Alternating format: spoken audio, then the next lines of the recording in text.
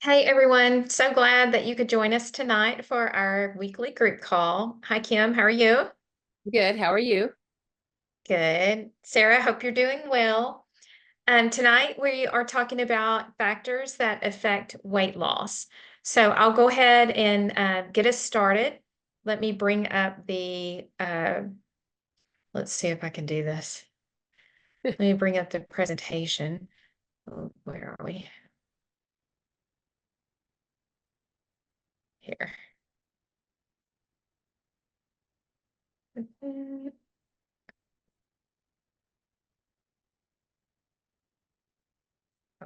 Okay, sorry, I was going through it a little bit before we got started. Okay, can everybody see that okay? Yes.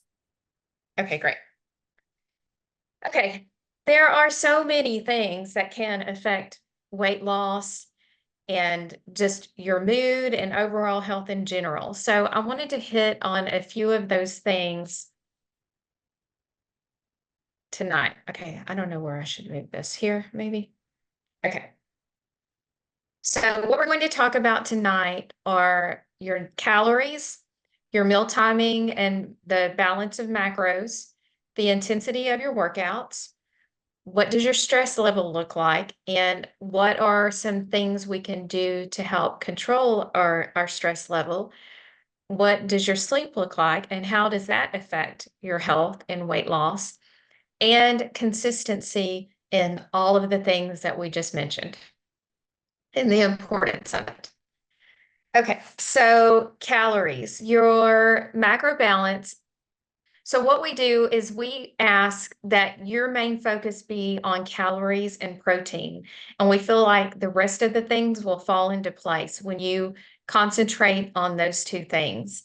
So focusing on staying within your calorie range and hitting your protein goal, like I said, the rest will stay in, will fall in place when you concentrate on those things.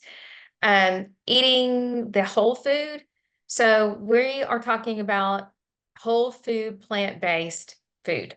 So an example would be, staying away from processed food. An example of processed food would be a cauliflower pizza crust versus eating the whole cauliflower. So that's just an example. Try to avoid emotional eating. So be aware of it and ask yourself, am I really hungry for this right now? Something that I learned many years back, and that was if you're truly hungry, you will eat a kale salad. So ask yourself, am I hungry enough to go in the refrigerator and take out some kale to eat a kale salad? And if not, then maybe you're not really that hungry, and it could be a stress reaction or emotional reaction. So try to divert your attention by, reading a book or going for a walk. And after you've done something for a few minutes, 10 minutes, then come back to it and decide if you are truly hungry. I don't know. And that's my best advice for that is I find that diversion usually works better for me. I can be a stress eater. So when I get stressed out, and I know that I'm doing it because I'll find myself wandering in the kitchen, looking in the pantry, and then I'm like, okay, no, you're not really hungry. Do you want to eat a kale salad? No, I don't. So, we'll take the dog out for a brief walk or go sit on the back patio and read a book, but whatever, just something to divert my attention from thinking that I really want something more to eat. Feel free to chime in too if somebody has a comment or something to say. But meal timing is also important. Did you know that your calorie burning capacity is highest at midday, which corresponds with the sun being highest in the sky? So, you know, a lot of people will try to skip meals or put it off until later in the day. And usually the mindset behind that is you're thinking weight loss because you're skipping a meal. But sometimes that can lead to eating too late in the evening to where it's getting involved with your digestion and going to bed, or you overeat because you're starving. So I would just be cautious about uh, the time that you're eating, and just be cautious in knowing that the your calorie burning capacity is highest at midday. Keeping your when you strive to hit your macros, like we said, your calorie and protein goal, you'll feel more satiated, and you will not have the urge to binge eat, or it won't be as strong or as often. So uh, keeping within the balance of your meal plan will help prevent those cravings, keep you satiated, and it will definitely prevent or help prevent binge eating. Yes, Kim, did you have something to add? Yes, what I wanted to say was on the meal timing.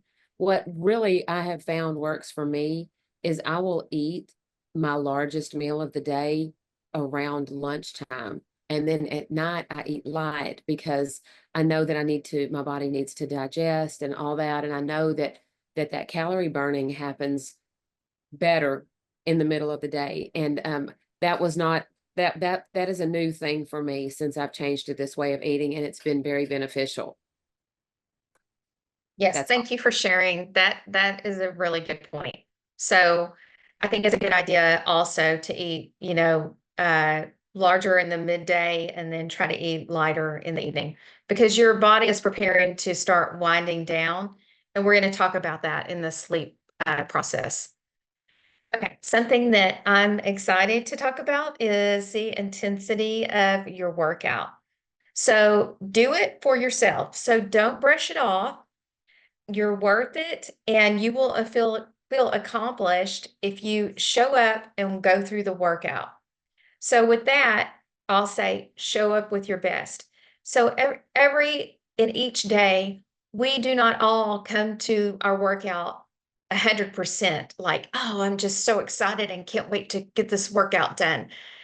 And some days you may be, 50% or 70%, but show up anyway and do it. And if you are at a 70%, that's what you have to offer, then offer 100% of your 70%, if that makes sense. Like, do your best. And what I would recommend is, if you really think that you just do not want to do it, start it anyway, and evaluate when you're a few, sets in. And then if you just really feel like you're wasting your time, that it's not worth your time, then okay. But I would say 98, 99% of the time you get into the groove. And by the end, you're feeling like, I'm so glad I did this.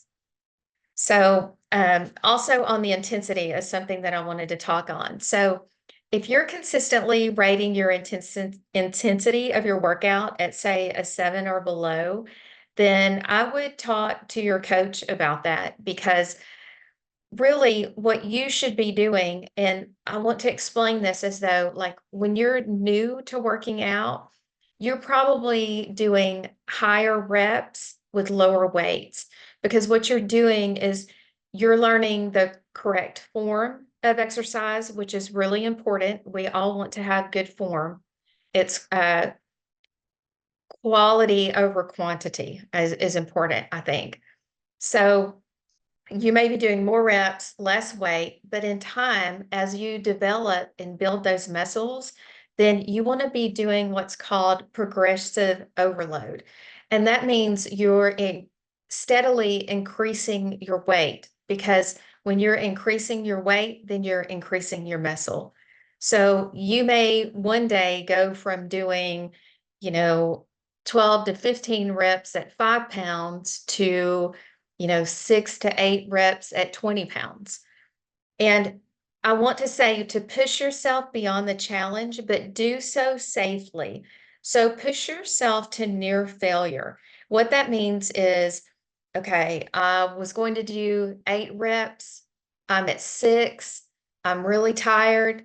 I probably maybe have 2 more left in the tank. So I'm going to stop at 6, because if I went all the way to 8, then I would be at failure. So that's how you consistently build muscle, is progressive overload, increasing your weight, pushing yourself to failure. And if your weights seem, I'm going to get to you in just a second, Kim, I'm almost finished.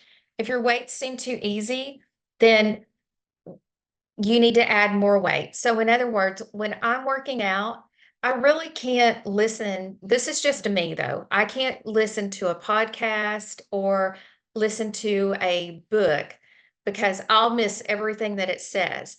And the reason being is I am concentrating on, I have to concentrate because my weights are heavy enough that I'm concentrate on curling that up.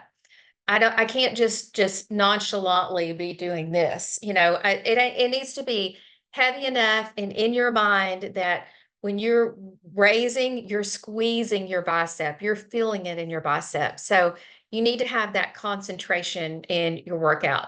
And if you're not having to concentrate like that, then I'm going to tell you, you're probably not lifting heavy enough. Yes, Kim. Okay, well, I am not lifting heavy enough, but I loved when you said increasing your weight means you're increasing your strength. Is that what you said? Yes. I Yes. You're love that. That's beautiful, and that's and I also want to encourage. I also cannot listen to a book or a podcast, but I have made a workout playlist of music that just really jams, and I love it. It helps me so much. So that's all. Yes.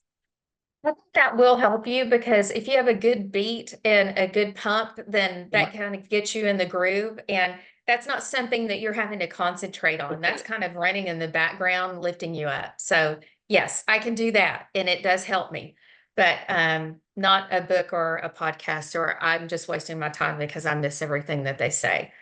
So the quote is the training begins when you want to quit. So usually when you get to that point that you want to quit, the two more reps after that is what is going to make the difference in your muscle and your workout. So try to push yourself, but I don't want you to be unsafe. Like push yourself, but do so safely. Okay, let's talk about stress and the effect that it actually has on your body. How does it affect your building muscle and burning fat? So look at the things that go up when your body is stressed. All the things that you don't want to go up. Your heart rate, your blood pressure, your blood sugar, your glucose uptake will increase. Now let's look at the things that go down when you are stressed. Your digestion, you have a suppressed immune system, and your metabolism goes down. So just from this picture, we can see that being overly stressed is not good for your body. So what can we do to combat stress? So here are a few ways that I listed that you can deal with stress. And to meditate is one, and that may not be everybody's cup of tea, and I understand that. I was going to talk about it a little bit. I know that it's hard for some people when you're just beginning to sit down and think, oh, I'm going to sit here for 30 minutes or an hour and just be quiet and take deep breaths and either say a mantra or, you know, just have my mind quiet. That is very difficult for most people to do.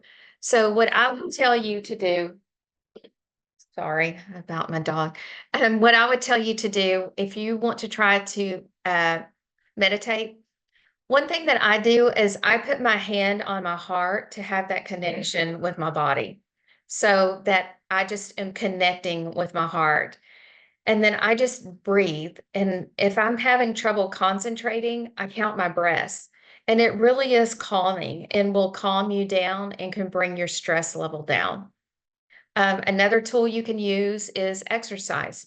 Exercise has been proven to lower people's stress levels. So that's what we're encouraging you to do. We talked about the breathing. And so the next thing I'll say is connect with nature. And if you go out and take a walk, hey, you're doing two things at one time. You're getting exercise and you're connecting with nature and bringing your stress level lower.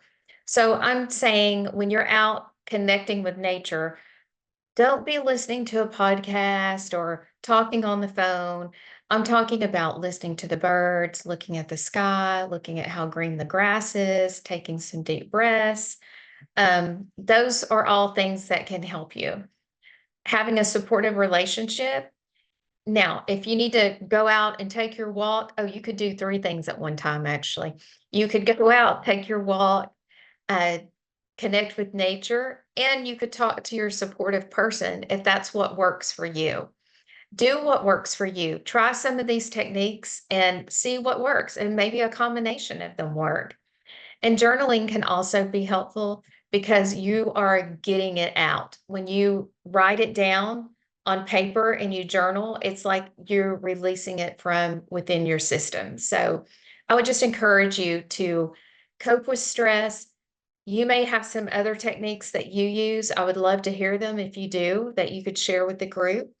But I would encourage you to try one or many of these and see if that can help you with your stress level. Okay. Next, we're talking about sleep. So, in the last couple of years, I believe sleep has become such a major health issue, and one of the main pillars of good health is good sleep. The more research that's done, the more we learn and know. Sleep deprivation is also a significant risk factor for weight gain and obesity. I wanted to read because I found sleep deprivation is linked to an increased risk of many chronic health problems, including heart disease, stroke, diabetes, high blood pressure, kidney disease, and obesity. It can also worsen existing conditions like asthma and anxiety, can lead to irritability, depression, and anxiety. So we all know, I mean, for me, when I do not get enough rest, I know it. Like I can feel it. I feel bad. I'm cranky. I crave starches. I want to eat bread and sweet stuff and things like that. So um, sleep is very important. And what could help you is to have a nightly routine. Like go through the same routine every evening, and your body gets the signal, oh, we're getting ready to go to bed, like we're getting ready to go to sleep. So maybe cut off your screen time an hour before, read a book, do some meditation, just some deep breathing, things of that nature. Just try to have a routine that you follow, and that will help prep your body for a good night's sleep. Maybe someone has a routine that they can share. Okay, so recovery for the body. This is what's going on while you are sleeping, and this is why it's so important. So it restores your body and brain.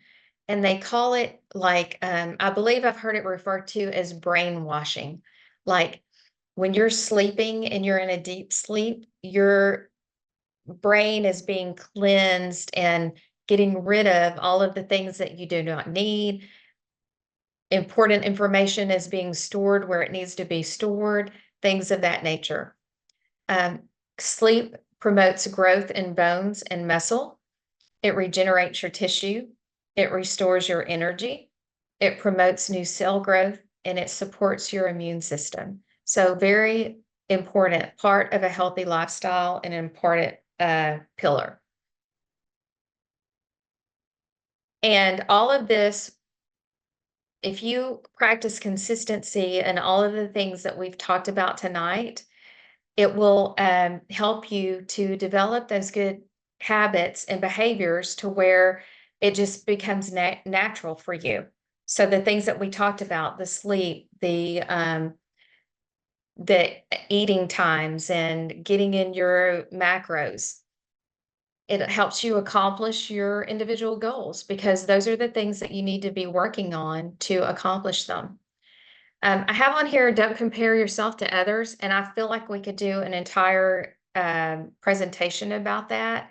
But you're not on the same journey as everybody else. I'm not on the same journey as Kim. We're two different people. Our bodies react in different ways. So don't compare yourself to others. And keep in mind that one meal or one workout missed or one bad meal is not going to make or break you. So just have grace for yourself and love for yourself and do the best you can. If you mess up on a meal or you miss a workout, tomorrow's a new day. or the next meal, get back on track. Okay, so now I'd love to hear from you if you have any questions that you would need to answer or anything you would like to share. Kelly, one of the hardest things I think that I have had to learn on this journey has been that if you have a meal that's not the best, you know, mom always was, well, if you've messed up the day, you might as well mess up the whole day and then start over in the morning. And that's probably the worst advice ever, because that's not true. And the more you get off track, the harder it is to get back on track. So it's so much better to just straight, you win the next meal. You do better the next meal. And if you miss the workout, then you make sure you hit the next one. And I'm learning right now just how important my meal prep is to my week and to my day, to make sure that I have everything that I need at my hands and I don't have to scramble for anything. But if I do have to scramble, I always remember that bananas are the ultimate fast food. I was stuck the other day in town and I refuse to go to a fast food place. I just don't do it. And I thought, I had the kids with me and I thought, I'm going to the store. And we went to the store and got fruit cups and bananas and, and it works. It's unconventional. It's not something I grew up doing or that I raised my kids doing, but it works for me. And that's been very helpful. I agree. I think those are such words of wisdom because, the old Kelly, my old mentality was, you know, oh my gosh, I've blown it, so I might as well just have everything I want today because I'll get started tomorrow. But guess what? If that was on a Friday, then I might not get started until Monday because everybody starts on Monday. So you're right. I mean, and that's what kept me in that yo-yo dieting For years. craziness that I was in. Yes. And so, yes, one meal is not going to make or break you, but get back on track with your next meal or your next snack. And that is the key. That's what makes it. Yeah, I agree. Well, I believe that is it. Thank you so much, everyone, for coming and sharing. And I hope you have a great evening. Thank you, Kelly. It was a great call. Thank you. Bye.